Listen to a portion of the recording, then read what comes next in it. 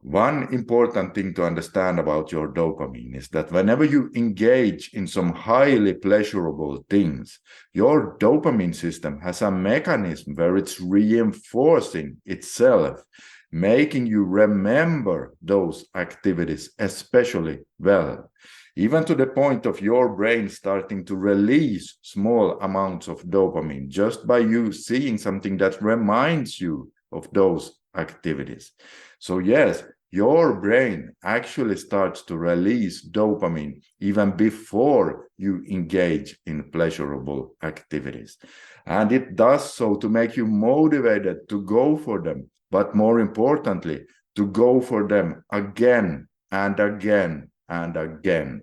Because remember, dopamine's main role is to make you motivated to go after something. So if dopamine could speak, it would say something like, something good is about to happen. Something good is about to happen. Just go a bit forward here now, and then the good will happen. Go after this thing here, and then we will finally be happy. Yeah, so it's really driving you forward. And according to your dopamine, your current situation is almost never good enough where you are right now. Imagine you sitting down at a table, and to the left you have a plate with some boiled potatoes, no salt and nothing else. And to the right you have a plate with some hot, delicious French fries, perfectly salted. Now, let me ask you this. Which plate are you going to feel the most desire to go for? Now, if you answer the right plate here, which is the more unhealthy one, don't feel bad about that, because you're not alone. You only have about 5-6 billions of other people there right along your side, myself included. Our dopamine system is going to make us gravitate to the right plate simply because it's the most stimulating plate. It releases more dopamine. Now, notice I did not ask you which plate you want to eat the most, because your brain also has a more sophisticated part that is fully capable of making you want to do things that you know are good for you long term. But then here it also becomes a matter of exactly just how we define the word wanting, because more than 90% of you are definitely going to feel an intrinsic pull, an intrinsic drive to go for that right plate.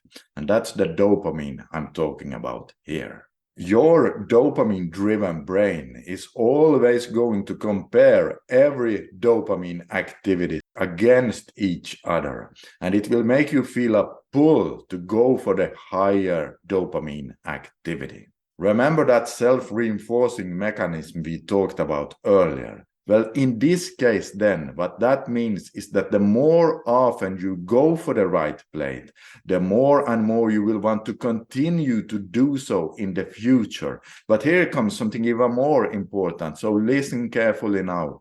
The more often you go for the right plate, the more and more boring the left plate will start to look to you.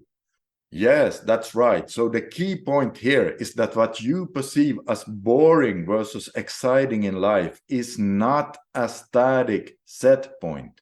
It can change in either direction depending on how you choose to navigate yourself in life.